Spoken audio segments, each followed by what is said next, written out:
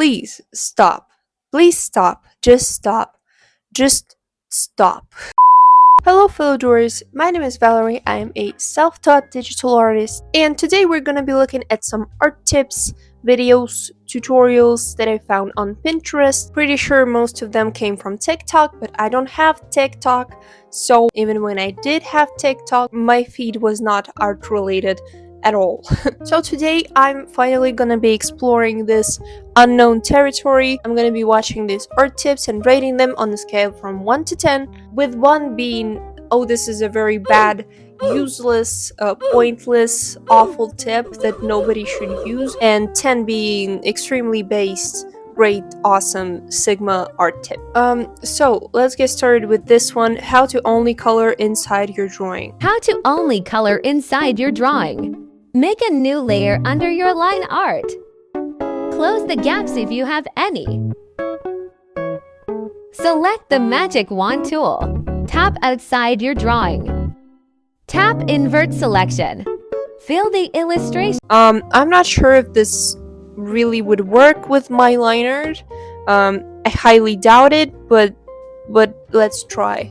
Okay, so here I have my drawing. Let's say I have this line art right here. So I create a layer underneath that. Then I go on the line art layer and I choose the automatic selection. No. How did she do that? Like this? Oh yeah, I have cake. Okay. That's my bad. See, I have a gap here. Let me just fill in these gaps. Now let's go choose this. No, it fills it so poorly. Yes, invert. Now we go on the layer underneath and fill. I guess it kind of worked, but the edges are, oh my god, look at that. Look at how rough that is. I don't know, I personally would not do that. I fill in my character's silhouette by hand. That definitely takes way more time than this, but at least my edges look smooth and tight and clean. Yeah, look at that.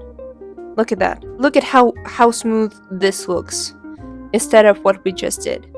I don't know, if you have a style with a thicker line art that allows you to really like bucket fill, then yeah, this is a great tip. It doesn't work for all types of line art. It doesn't work for my line art, so I'd give it like an 8. Okay, let's move on. This one doesn't have audio at all, but it says 3 art techniques that made my drawings better. Okay, let's see. Monotone filter. The characters won't stand out because the color values are too close. That's true.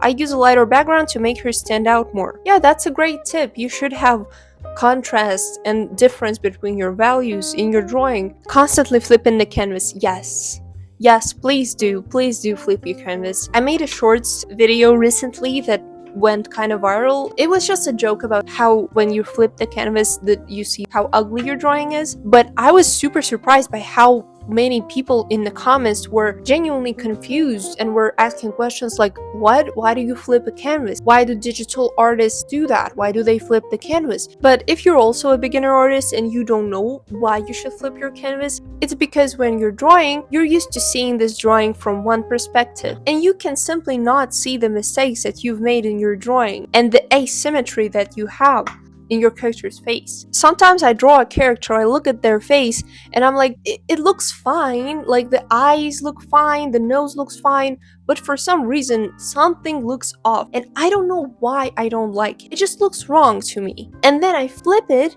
and I'm like, oh, that's why. Oh, because my eyes are not lined up properly. So then, without having to redraw everything because I don't like the drawing, I just take a liquify tool or a move tool and just move my facial features a bit to make them look a little more symmetrical, flipping it back and forth, and then finally I get an image that looks right. This helps me make sure the proportions of my characters are good and I see my drawing in another perspective.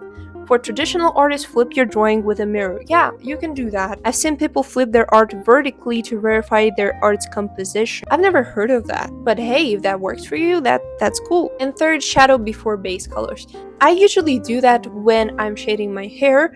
I usually shade my hair on my line art layer before I put down the base colors, because as said here, The techniques helps me keep the lighting logical. It's easier to see when it's one color on white. It saves me a lot of time too. Yeah, that's true. For me, it is also easier to get the lights and the shadows right when it's on one white color. It's kind of the same thing as using a grayscale. It allows you to focus on lights and shadows without getting distracted by colors. Under the shadow layer, apply the base colors. Yes. Lock the lighting and shadow layers and change them to your taste. Airbrush in a peach color around the face area. Add additional multiply layers for more depth. I agree with everything said in this video with 1, 2, and 3. And the drawing is also so cool. Great video, 10 out of 10. Now let's move on. Okay, now this one. Here's my secret on how I improved poses and anatomy. Okay. I used to use this site called egazutatsu.net religiously.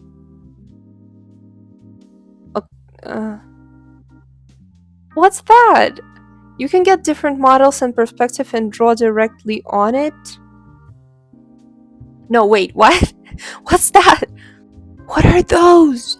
Oh, that's like a stick figure. I don't know about this one. I'm not sure how a stick figure can help you figure out anatomy and help you draw a human body when that's just a stick figure with lines and balls. How is that gonna help? There are a lot of pose references online that you can find that are not stick figures. You know? I mean, I guess it can be helpful when you're just doing like gesture drawings to practice drawing dynamic poses, but hey, if that website helps you and makes it easier for you to get your poses down, then that's great. I don't know how to rate this one though. I'd give it a 5 because I personally don't know how to apply it in my workflow, so but if it works for you, that's awesome, that's great. Use any resources that help you. But I mean, there are better websites where you can find 3D models that actually replicate a human body with the muscles and the right anatomy and not just stick figures with lines and balls. Okay, next. No.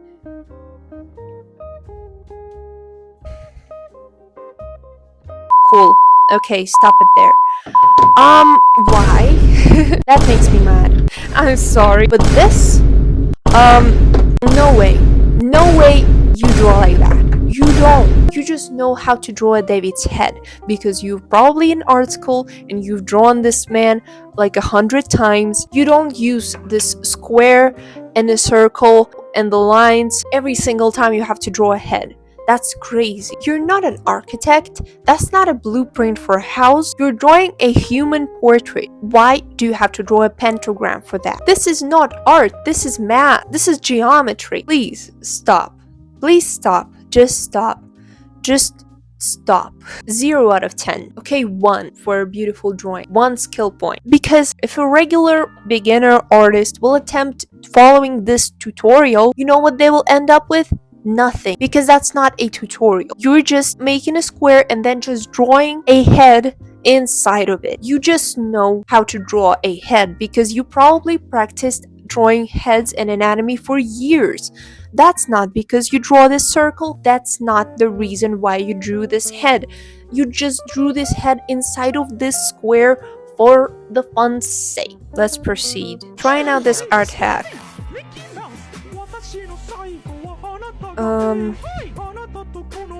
Soft light, decrease the opacity. It's more noticeable in person. LOL. LOL indeed. I'm just trying to figure out like what this hack is for. So they put down the blue on the character's face, then some orange, put the layer on soft light, and decrease the opacity. And what happened? What happened between the end result and the it's the same. Nothing changed. What is this hack for? I don't even want to try that. What? Nothing changed. Look at that. Look at this frame and look at the end frame. And now tell me. Okay, let's try. So we take this blue and we put it on her face, just like that. Now we take an orange type of color and we also put it on her face, just like that. Now we put this layer on soft light, decrease the opacity. Oh, I mean, kind of makes sense. For a certain type of lighting, I think it could work. You just have to apply this same purple shadows everywhere on your character and not just the face. I see what it does. Okay, I'll give this art tip, I don't know, a 4. It's kind of pointless, but it works. Okay, and now let's move on to our final art tip. How do y'all be knowing lighting? Color the entire layer black, then change the layer mode to color dodge. Select the light version, lower the opacity, select a true orange and change layer mode. Okay, let's try following that. I think we take black, we just, I guess, wait. Oh, what did that do? That did nothing. Wow, okay, so we filled it in. Now we take, do we choose the silhouette of the character? Now I take the what? The orange? And just, well, yeah. Wait, why do you have to use black? What if I just use the orange? Oh, I guess I just don't know how color dodge works. Is it cool? I can't tell. I mean, it's okay. It does create a nice color gradient. If you want to add a warm, saturated tone to your finished drawing that kind of acts as a filter, then yeah, this is pretty good. It looks fine. So I guess for what it was intended for, 7 out of 10. I have a lot more to go through, but this is getting kind of long, so I might make a part 2. If you enjoyed watching this video, then press like, subscribe. You can check out my art on Instagram or here on YouTube Shorts. And yeah, bye bye. Also, look at this. Look at this guy. Look at that.